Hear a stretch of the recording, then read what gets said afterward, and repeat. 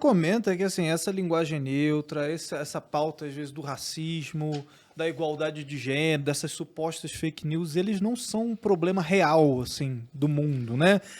Você até chama isso de uma geração histérica, né? Você fala, Sim. pô, essa geração histérica, elas ficam utilizando sobre essas pautas e não é realmente o problema, né? Então qual que é o problema? Eles estão ignorando os problemas Não, do veja mundo? bem, não é, talvez eu tenha até me expressado mal. Não acho que não seja um problema. Claro que existe racismo pontualmente no Brasil, para dar um exemplo.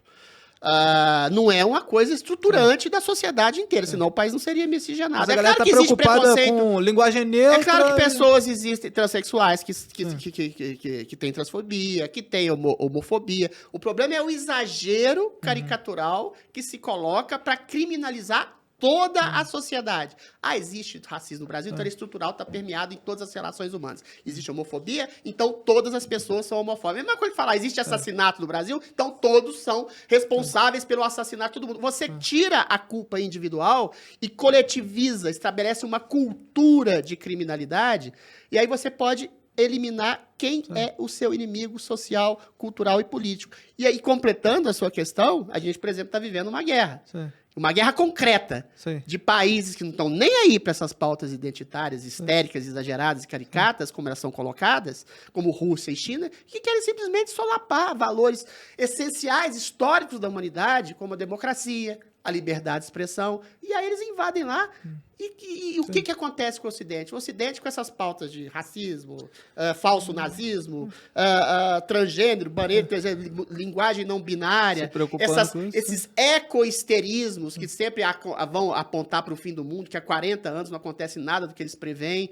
Você cria uma indústria de energia limpa, aí a Rússia domina a Europa pelo fornecimento de gás, e eles não estão nem aí para esse negócio, com esse papo de ecochatismo. Ou seja, eles vão dominando o Ocidente, que vai se enfraquecendo por dentro e perdendo os próprios valores libertários, por exemplo, pessoas que são presas nas ruas, pessoas que são tolhidas do protesto no Canadá. O Ocidente todo hoje está decadente por causa dessas pautas que fragmentam a sociedade ocidental, essas pautas caricatas que fragmentam a sociedade ocidental por dentro e deixam a sociedade ocidental, o Ocidente, à mercê de um inimigo real, de ditaduras que querem, estão cagando e andando para a democracia, cagando e andando para a liberdade de expressão e querem dominar o mundo. Acho que nem precisa ir muito longe, né, Adriles? É o sintoma a mais gente viu clássico isso, inclusive, na pandemia aqui, de igrejas sendo fechadas, comércio sendo fechado, né? Não precisa ir lá para a Rússia, para a Ucrânia agora, porque isso também está acontecendo aqui e a galera, às vezes, não tá agindo na normalidade,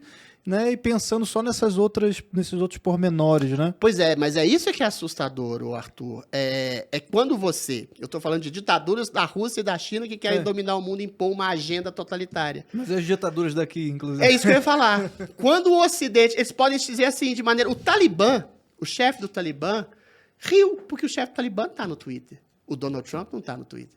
Quem que é pior para a sociedade? O Donald Trump ou o chefe do Talibã? O Donald Trump, que negou que tenha feito e não fez realmente um discurso incisivo de invasão totalitária ao Capitólio, ou o chefe do Talibã, que massacra mulheres, não deixa mulheres estudarem, mata mulheres porque elas querem ascenderem socialmente, intelectualmente.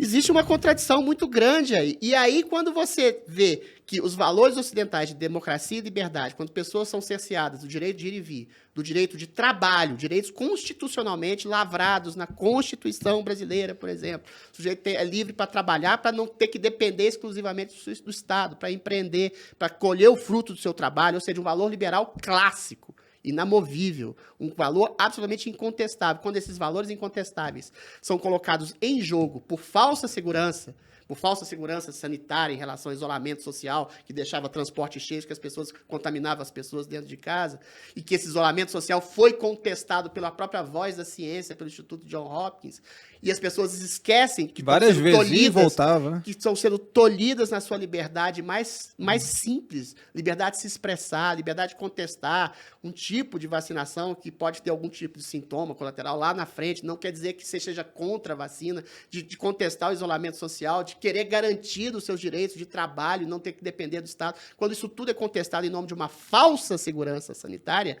você cria exatamente uma ditadura subliminar do judiciário, que tolhe os poderes do presidente. Então, assim, a própria sociedade ocidental, a própria sociedade brasileira já cria exatamente um monstrengo de autoritarismo dentro de si. Ela Então, se como é que eles implode. vão querer contestar uma ditadura russa? Eles vão chegar para lá e falar, ué, e a ditadura de vocês? A gente permite que a nossa população trabalhe, vocês sequer deixam as pessoas trabalharem.